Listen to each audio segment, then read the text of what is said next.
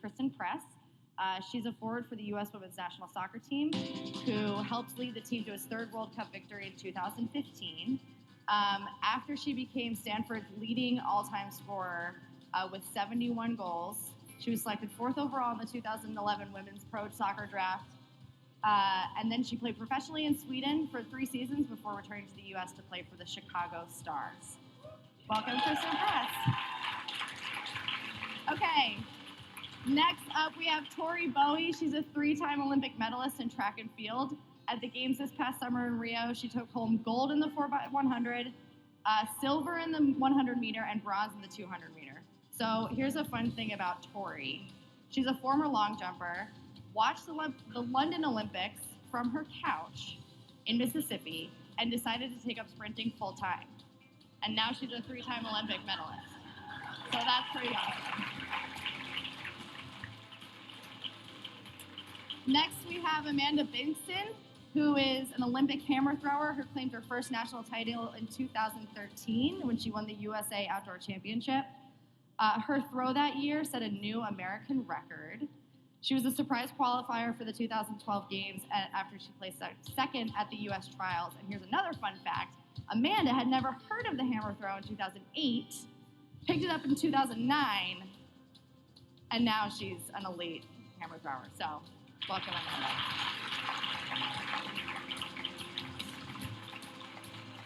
And lastly, we have April Ross, who's an Olympic beach volleyball player who, with Carrie Walsh-Jennings, won the bronze medal at the 2016 Games in Rio. And with Jennifer Kessie, took home silver at the 2012 London Games. She led USC to back-to-back national championships in 2002 and 2003, and debuted on the pro beach volleyball scene in 2006. So welcome, April Ross.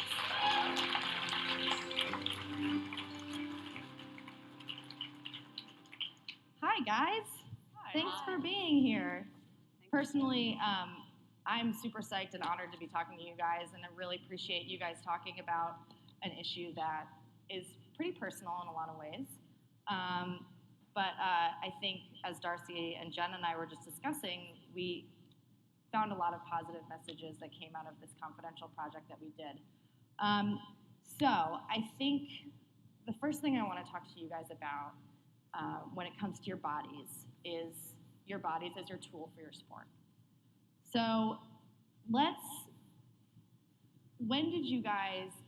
start here. How is your body uniquely fit for your sport? Do you want to start, Amanda?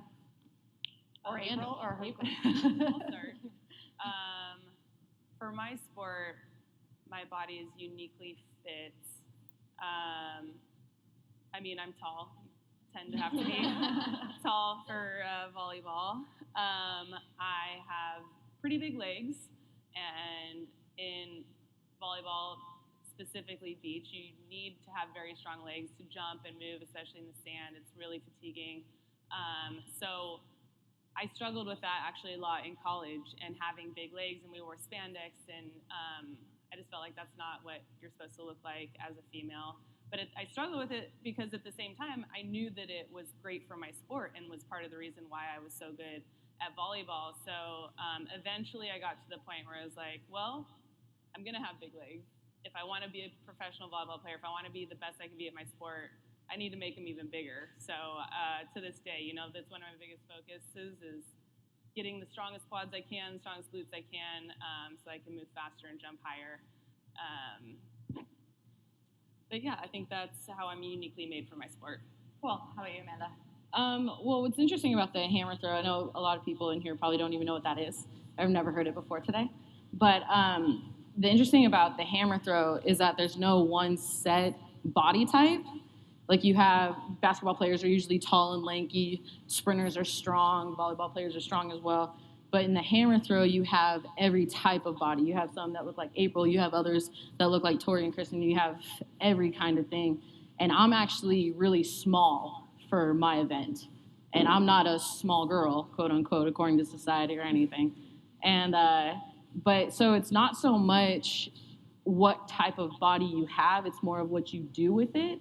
And I think that's one of the coolest things about the hammer throw is that it really does show the different varieties of body types and what you can accomplish when you put it into the right sport and, use what you have already and not so much what you were born with. Definitely. How about you, Tori? What makes you so fast? I think from day to day, like if you're watching track and field athletes, say for instance the 100 and 200 meter sprinters, I would say I'm the oddball out of everyone. Most of the sprinters are they're shorter, they're stockier, big butts, and I'm the oddball. So I think for me is what makes me different is my height and just being lean, and I think it has played to my advantage so far. Yeah, definitely. I think that you've proven that for sure. How about you, Christen? Well, it's interesting because, a little bit of everything you said I can relate to, whether it's not liking my thighs or seeing a bunch of variety in body types in my sport or feeling like my body type wasn't the model for a soccer player. I think I've experienced, all of those things, and I bet, non-athletes, everyone has. They all feel that. For me personally, my body is lean, it's skinny, and I think I tend to fall on the skinnier, scrawnier side of a soccer player. I've been described in articles as frail. Yeah, I didn't like that one. But but I think that I've developed muscles exactly where I need them and kind of nowhere else. So in that way, I think that my body, I feel like it's disproportionate. I have big glutes, big thighs, and very small arms and very small legs. Mm-hmm. And so that's not something necessarily I love, but in the same way that you spoke about, I learned to embrace it because the muscles that I have are the muscles that I've developed by staying out on the field for hours and working those muscles and making sure they're fast and they're strong and they're tight. Nice. That's awesome. So I know a couple of you, Amanda and Tori specifically, started out when you were younger in other sports. So how did you make that transition to figuring out that your body was sort of suited to this other sport that you now competed in at the elite level? Well, my coach told me I was too fat to play, which essentially, it's true. And what sport were you in? Yeah, volleyball. No, I was in high school, and I was, as I said, I'm a big girl, and that's fine. I love it. I weighed 230 pounds, and I don't care. It's just, it's just what it is. And my volleyball coach told me that I had to lose weight, and I tried. I went to the doctor. The doctor told me my BMI chart, I was supposed to be 140, and I was like, all right, let's be honest, that's not gonna happen. But it was in that realization that I did try to lose weight, and I tried to conform my body to what she thought a volleyball player was supposed to look like. And for one, I'm only 5'5", so I'm really short for volleyball as well. And I always played in the back as a libero.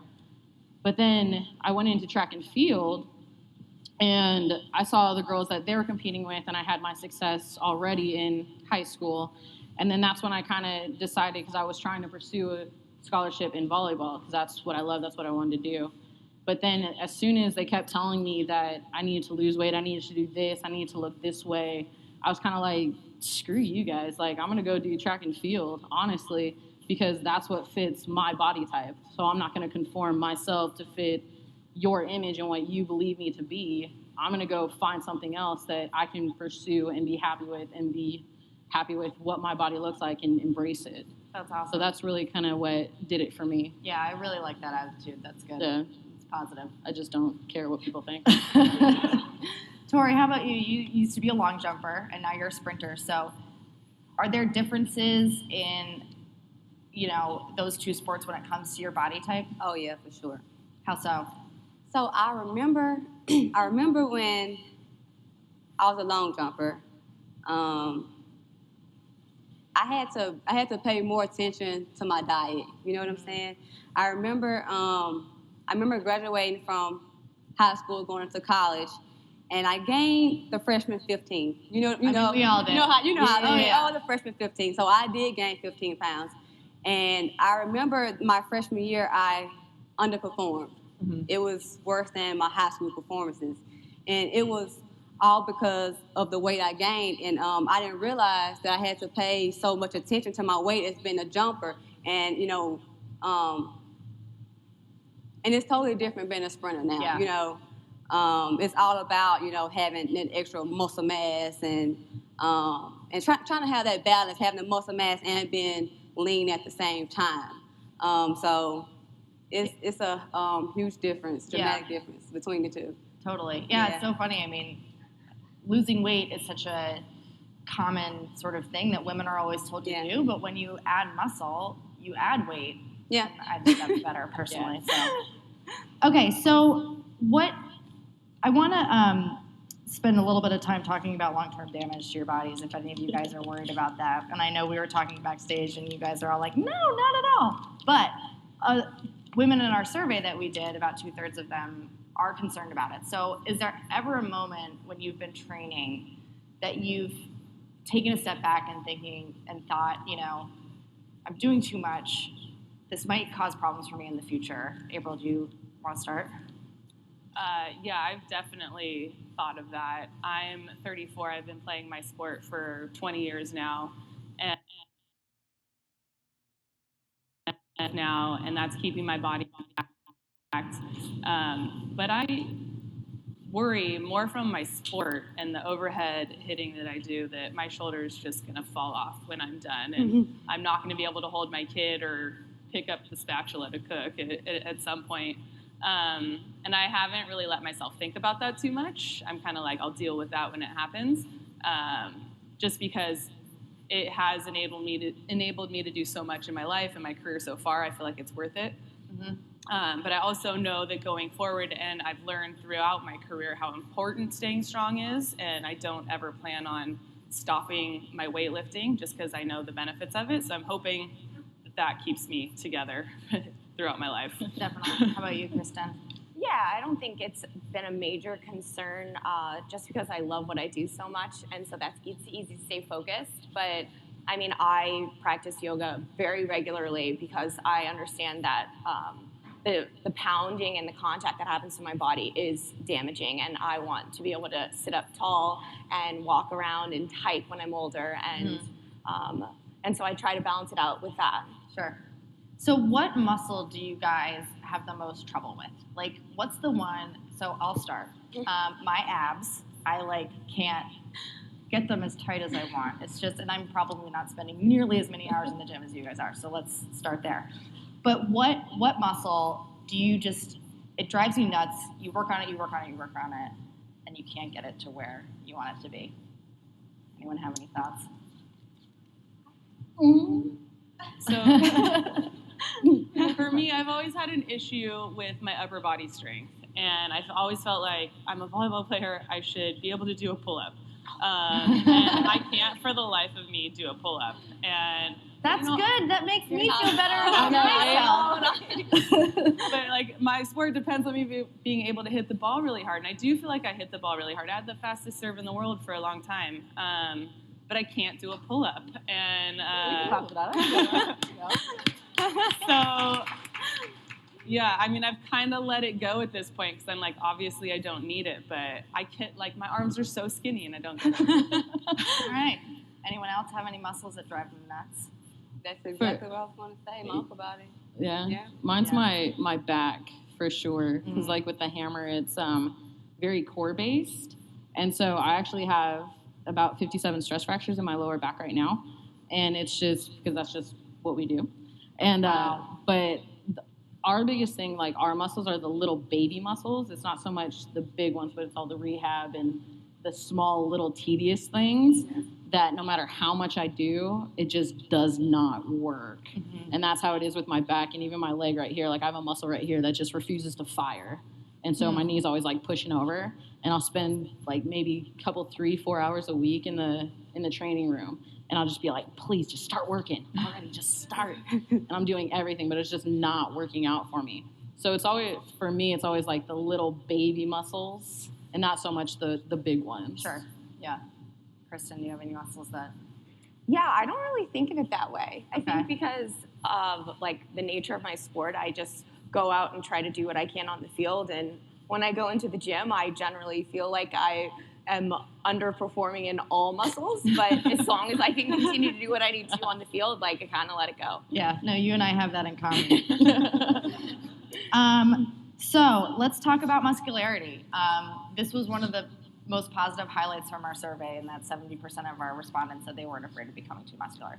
So, do you guys worry about becoming too muscular, or do you embrace muscles as beautiful? Tori, do you want to start?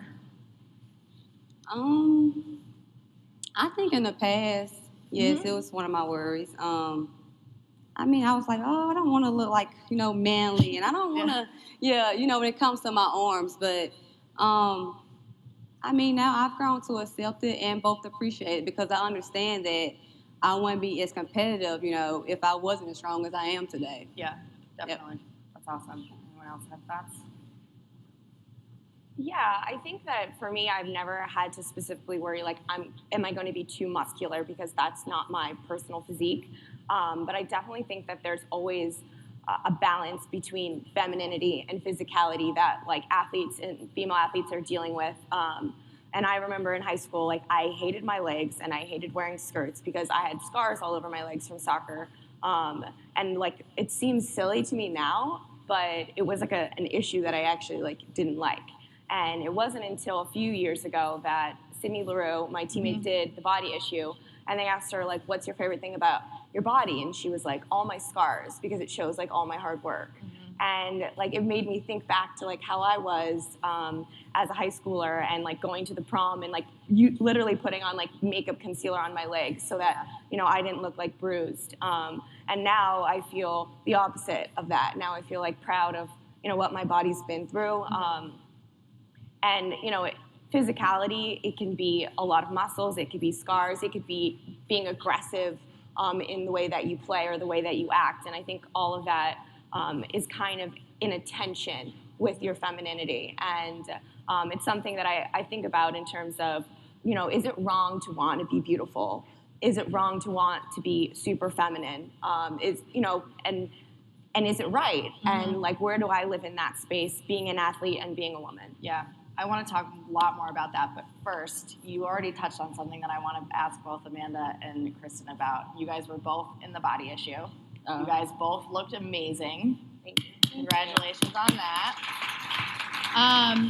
Tell me about that experience. I mean, for those who are unfamiliar with ESPN, the magazine's body issue, athletes pose naked. Basically. Yeah. Not basically, they do pose naked to show off, not even socks.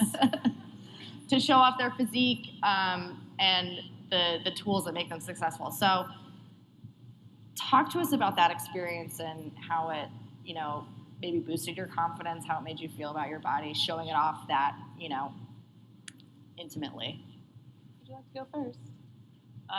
Sure.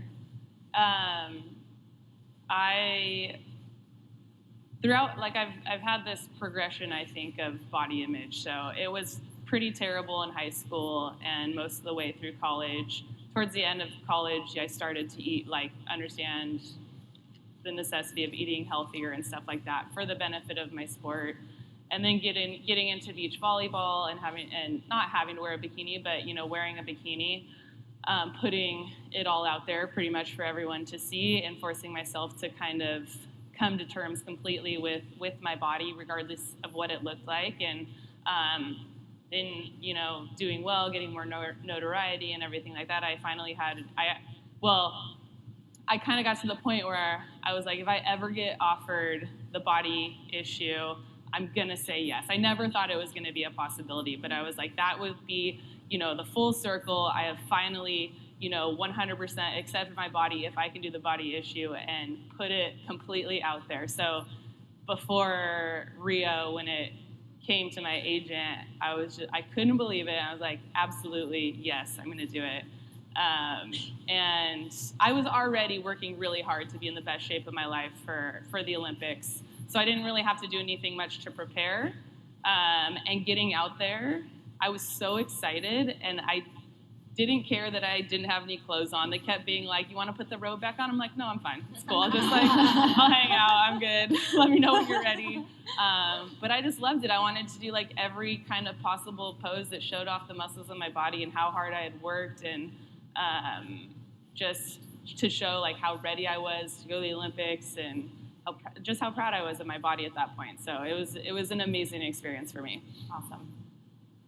Yeah, it's really interesting to hear that. I feel like when you started, I had a similar experience of like progressing into like self-love and self-acceptance.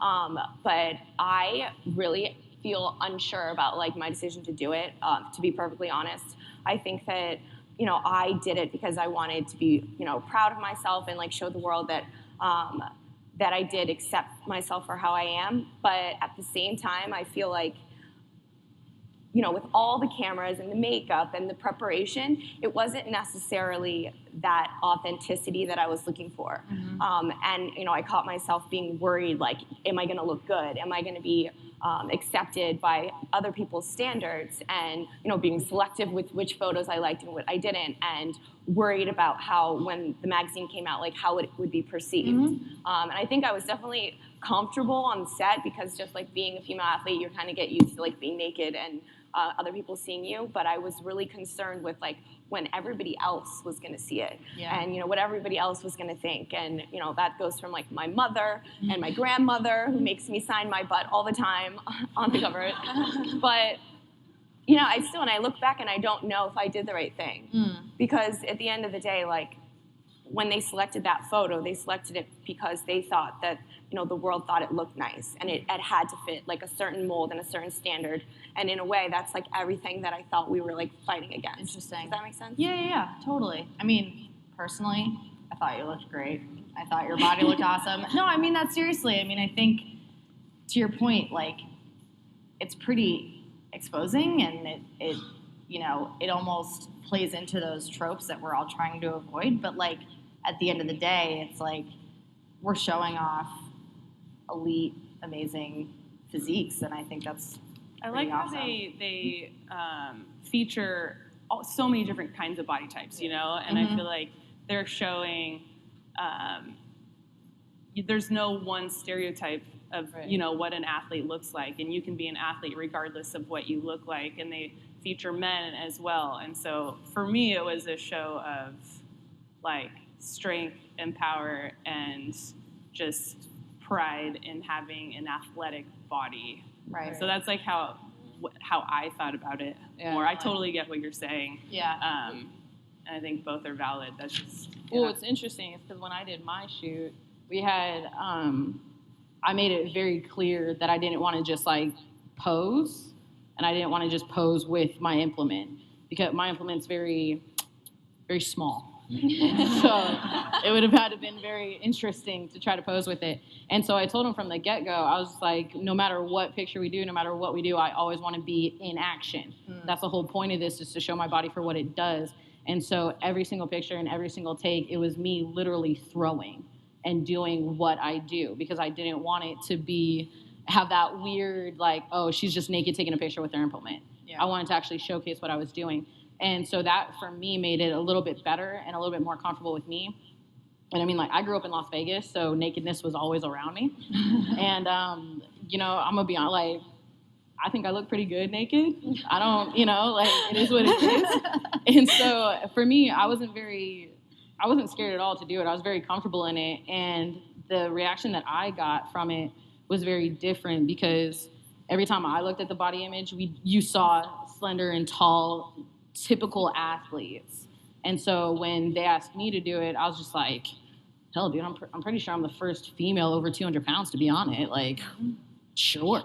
Yeah. Like, that sounds fun. Yeah. And so for me, it was a little different experience, I think, just because I did have those set standards where I wanted to strictly show off me and my sport. And so it wasn't a posy thing, and it was very natural and fluid. But It was fun. That's awesome. All right, so let's talk a little bit about this idea of balancing femininity and athleticism, which, as Christen said, sometimes they're at odds with each other, or society puts them at odds with each other. So how have you guys dealt with that? Do you, in your sport, let's start here, do you feel pressure to be pretty, whether it comes from endorsements, television, whatever it might be. Do you feel that pressure? I want to start. For me personally, not really, because we're like in a hammer throw, we're very kind of off to the side, so we don't really get much recognition as it is. But I strongly believe that femininity, I can't even say it. I know. I don't even know what I'm saying.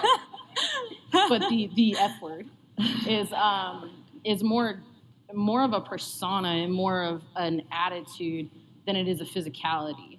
My grandmother, God rest her, God, she's so awesome. She always told me that the perfect female had the proper percentage of class, trash, and ass. And I carry that because it's true. Like, it's not just one thing. It's everything all together. It's how you act. It's how you look. It's how you perceive yourself and how you carry yourself. You know, like, you see all these women, you're like, oh, man, you always walk her down the street, and she's just like, oh, man, she's really confident. Like, that's strong, that's sexy, that's femininity right there, is just how she carries herself. And so, and especially growing up in Vegas, it's always about how you look. And so we always had this kind of self-proclaimed, like, if we're not going to be the best, we're going to look the best. And so we always tried to look pretty and do all that, because naturally you always want to look pretty. You always want to look beautiful. And because if you look good, you feel good, and if you feel good, you do good, essentially, right? Yep. And so, but it's all coming down to it. But I think it's more of a, not like an arrogance, but like an air about you and how you perceive yourself and how you project yourself to others that shows off your femininity rather than just a physical base. Yeah. How about you, Tori? I think as for me, I think that in the past, I've had some insecurities when it comes to balancing both. I think I'm in a great place now. But yeah, I think I've had to deal with some insecurities, when it comes to still feeling like a woman, even though my boobs are small and, just small things like that I've had to come to understand that, this is, my body is part of my destiny. And, I've just had to come to realize that and appreciate this gift that has been given to me. Yeah. I like that. My body is my destiny. Yeah. Yeah, I love that. That's awesome. Take care of yourselves, everyone. That's important. Can I just say one thing? Yeah, of course. I think I struggle with it a little bit, but for me, as far as like endorsements and stuff like that, and how I'm viewed in my sport, number one is always to be the best that you can be, and no company is going to come knocking down your door because you're pretty as an athlete. You have to be good at your sport. I think to say do a photo shoot or something, like, they're going to doll you up or whatever, and I think it's your attitude, and they're going to present you however they want to, but it's because you're good, like, it's not because you're feminine or you're pretty, in my experience. So I think femininity is secondary to how good you are as an athlete, and femininity comes from inside, and I think regardless of what you look like, regardless of how strong you are, big you are, tall you are, you can always be feminine. There's like no question about that. Totally. Yeah. Christen, do you have any? Yeah, I think that I have experienced something really different in that I see in my sport a lot that because the national team is marketed so much, and they've kind of gone outside of sport, and you have lifestyle and like all these other things. I think that being feminine or being accepted by society in whatever way that is a huge part of how much money the athletes are making and how much you've seen their face. And that's not to say that it comes first, and I think internally, it doesn't even compare, like, in terms of what I'm concerned with. But if you zoom out a little and you look at our team, I think that you see the faces of the women that you would want to see, that society would want to see. And that's a little bit where it comes, like, femininity, I agree, it's not just how you look, it's how you carry yourself, but there's a certain way that women are supposed to carry themselves. Right. And there's a certain way that I'm supposed to be sitting here or supposed to be speaking, and that's where the tension comes in, like, the world that I live in. Yeah. Do you guys talk about that amongst yourselves in the locker room? I mean, does that come up in conversation? Yeah, I think probably not at this, like, in this way. but like in a more natural way of, you know, women and on the team like wanting to be perceived in a certain way or look a certain way, or, you know, teasing if you were putting on makeup before the game or why you're not, you know, look good, feel good, play good. Just like little comments like that I think kind of just hint at the idea that people do feel pressure to build their brand and to market themselves by being a certain way. Sure. Do you, and this question is for everyone, do you guys wear makeup when you compete? It is one of my Yes. old superstitions, and In what direction, yes or no? every time I have ever put makeup on or tried to worry about my image in any way before I go out to compete, I've done terribly. Wow. So now I never put makeup on. I hardly even look at I do my hair on the beach, so I have no idea what it looks like, and I just go out there and I play, and I have one focus, and that's it. Nice. The rest of you nodded. Yes? Wear makeup? Yes, for sure. Yeah. Why is that? Look good, feel good, play good? Yeah, and it's just like, it's kind of like a habit, because it's just, I don't know, like, as an athlete and as a hammer thrower, we don't get invited many places to get dressed up and get all fancy like this. So when we have, like, our competitions, it is, you're out there, people see you, and so you want to look good. Like, I want to look good. I'm going to be like, because my whole thing is, you know, if I'm not going to be the best, I'm going to look the best, or at least try and pretend. And so I do a whole pin-up with my hair. I put sparkles in my hair and a flower, and I'm going to damn prom. Yeah. Just because it's fun, and it's something different, and it kind of keeps my mind, for me personally, off the competition, because I think a lot of times when I lost, it was all because of this. And I just, like, get in my head. And so I always look at my coach every time, and I'm like, okay, how's I look? Like, is my hair okay? Is it falling out? Rather than worrying about my competition, because the more I worry about the competition, the more I screw myself over, and the more I put pressure on it. And so it just kind of gives me that little out where I'm just like, okay, like, let's not think about it as much, because I'm going to do what I'm here to do, point blank, period. Right. Like, there's nothing I can do to change it. And so that just kind of gives me like okay, let's take it easy. Take it on the back road. Let's just have some fun. How about you guys? Are you wearing makeup? Yeah, I mean, it's kind of like, I mean, if you're going to the office, you're gonna dress up, right? And that's how I feel about. Yeah. Yeah, so that's how I feel about my job. Like, when I'm going to a track meet, I'm going to the track, I feel like that's my office. And I for sure wouldn't go there without my makeup. Yeah. I feel like it would be a bad day without it. Yeah. How about you, Christen? Yeah, I think that there's just an interplay between like your mind and your body, and you know, you kind of spoke about this. You can't control everything on the soccer field.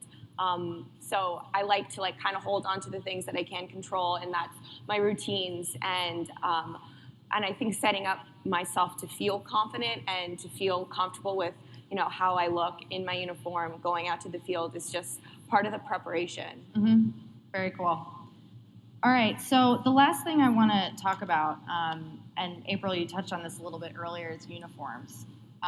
You, in particular, have a very specific uniform that's pretty revealing. How has that shaped your career? I mean, what kind of feedback have you gotten? You know, you sort of talked a little bit earlier about coming into the realization that, you know what, this is it, I'm going to do it, it's great. So how have you sort of dealt with that over the course of your career? Yeah, I think when I first came out onto the beach and put on the bikini and played volleyball in it, it felt a little funky, but at the same time, I grew up on the beach wearing bikinis. I understood that it was part of the culture of the sport, and there was no doubt in my mind that this is what I was going to wear when I was playing. It's our uniform. And I think throughout the years, seeing photos of myself playing volleyball in it, like sometimes I don't think they're very flattering, sometimes they are, but I'm like, doesn't matter. I'm out there to win and play and be the best athlete I can. So it has helped me completely accept my body, I think, in the long run. I have definitely been called fat wearing my bikini. I've been scolded for showing so much of my body. And to be honest, it doesn't really bother me that much. I think because I've had to deal with those things, those issues myself already. But it's just part of putting yourself out there and having to deal with all of it. and I think I'm stronger for it in the long run. And I think there's just some beliefs that are firmly entrenched in society about how much a woman should show, and I don't buy into that. And I think my body stands for much more than those beliefs. I think it shows, my hard work and my confidence and my independence. So that's easier for me to hold on to and put out in the world than these limiting beliefs that everybody tries to impose on me. Do you feel that changing? I mean, I have to imagine, especially last year's Olympics were so huge for women, especially for women in the U.S. They did so well, and just showing the pure athleticism that they brought to the table. So it feels like, from an outsider perspective, maybe that would change and people would start to criticize you less for how much skin you're showing. Or is it still kind of I think it's definitely evolving. I think I hear it less and less, and maybe that's why it sticks out more to me when I do hear it, because it's more rare. The difference between London and Rio about our bikinis was markedly different. I mean, we're in Rio on Copacabana. I mean, everyone out there just hanging out is wearing 50% less than I am, at least.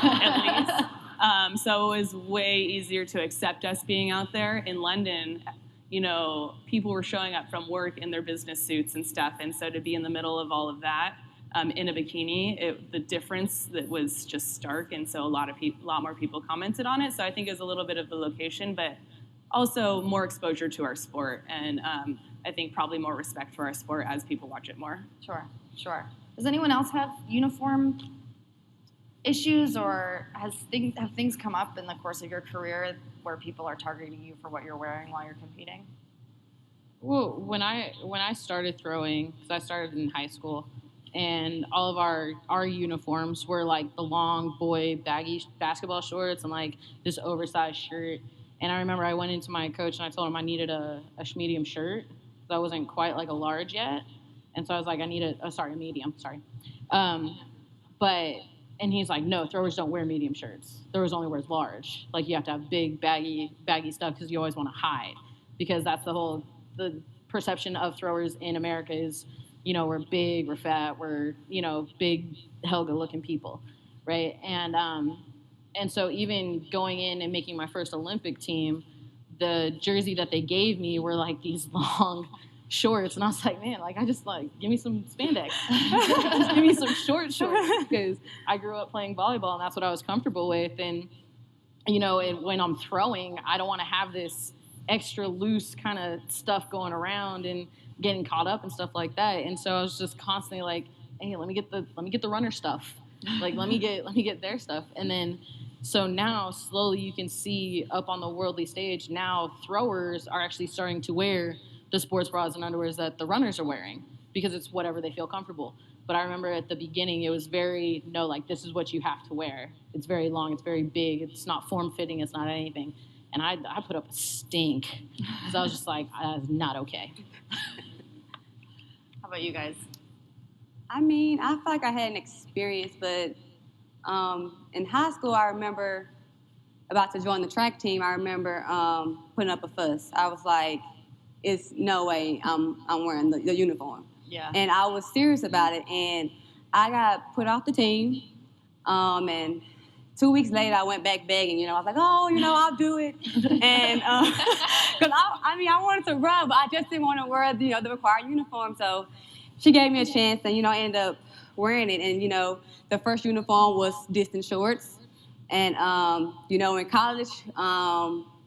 I eventually started wearing the boy shorts competition, you know what I'm saying, the boy shorts. Yeah. And now I'm in the competition underwear. Yep. So I've come a long way over the years. That's awesome. Yeah. But it's helped you succeed, so it's good, right? I mean, that's the whole point. Yeah. How about you, Christen?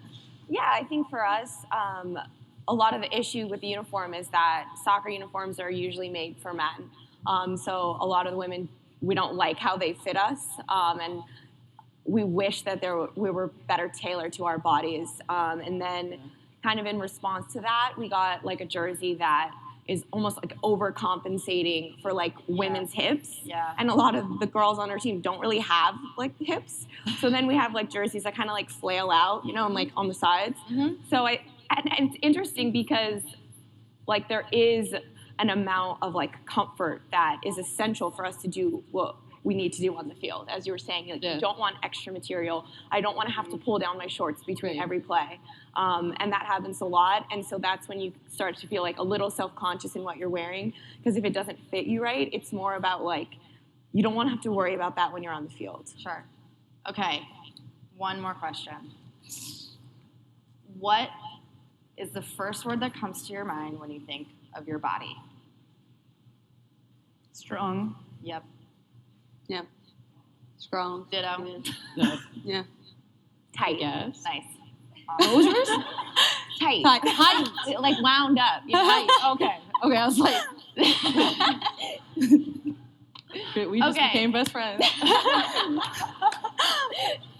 So we have a few minutes left. I would love to open it up to the audience for questions, if you guys have any for these lovely ladies up here. I think we have some mics circulating. Does anyone have a question? Yes, right here in the middle. There's a mic coming your way.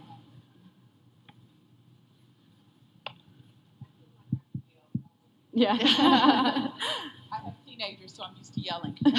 Hi, my name is Christy Pruitt-Haynes, and my question is, I'm here as the board chair for an organization called Play Like a Girl, and we focus on middle school girls and their participation in sport and all the benefits. And several of you alluded to how you felt when you were at that age playing and the body issues and wanting to cover up scars with makeup and things like that, which I think is very common and a reason a lot of girls drop out of sport. What do you wish you would have known, or what do you wish someone would have told you at that point that may have helped you come to grips with that a little sooner? Well, I grew up playing sports, and I always played soccer when I was younger. And for me, because I was a girl, and I never really wanted to do the girly things and go play on the swing set, I always wanted to go play on the soccer fields and the baseball fields. I found it that I actually like trained and worked a little bit harder, and I kind of checked the boys a little bit harder just to prove a point. Because they would always, like, oh, you can't play with us, go play on the swing sets. And I was like, bro, tell me to go play on the swing sets one more time. Like, I'm going to show you exactly where I'm at. And I think right now it's just because girls do mature so much better and faster than boys do, that it's actually the girls end up like schooling the boys when they're younger. And so the boys have to like kind of pick on them and be like, oh no, that's not what you're supposed to be doing. And so it's just, luckily my parents always told me like, don't listen to them, just go do it and go do it well, is what my parents always taught me. And so I think right now it's just don't even care about them. Like, you're going to go out there, you're bigger than them, you're stronger than them, you're probably faster than them right now at your age. Like, go out and show them exactly what you can do and do it with a smile is like the best advice that I think I got from my parents and that the future generation should have now.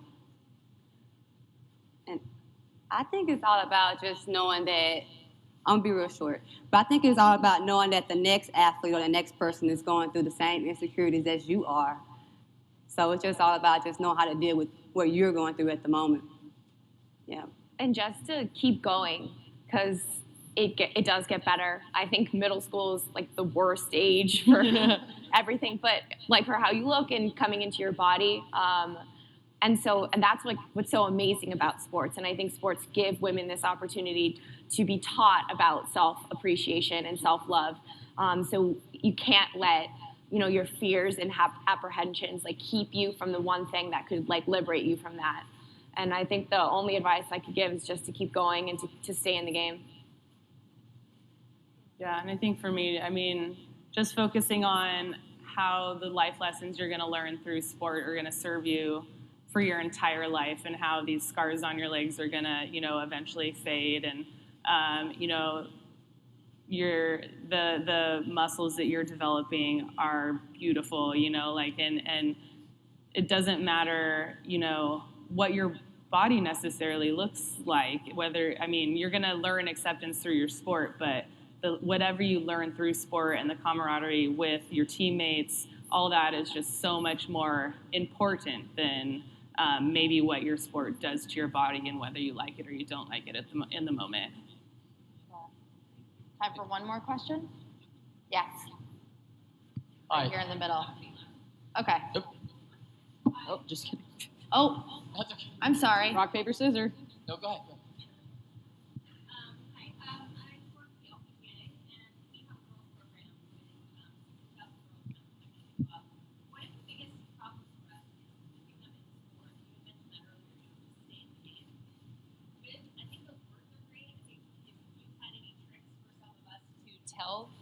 To tell the girls when they turn 13, they leave. And one, golf is a really hard sport, and I think that's part of it, but also it's all the distractions that come to a 13-year-old girl. Yeah. So if you guys have any advice for us on what's a great thing to tell them about, why you pressed on? Well, mine's really simple. Like I did sports for a while, and we always I'm probably gonna get in trouble for this, but I don't care. I always made fun of the girl. One of my buddies, he would always have a new girlfriend every weekend, and she was always like a trophy wife. And I was like, wouldn't you rather be the wife that brings home the trophy than just the trophy wife?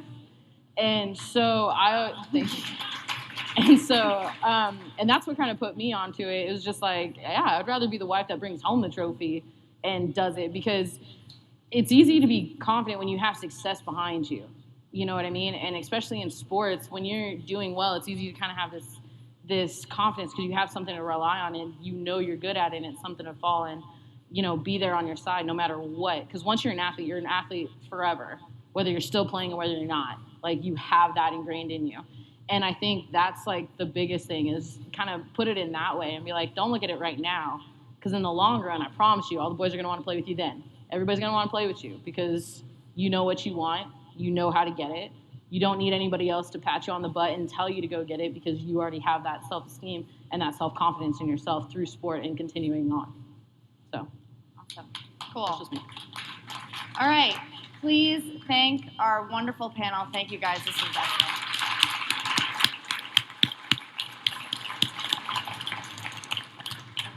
Yes. Thanks, guys. That was awesome. I'm going to go party with Amanda in Vegas.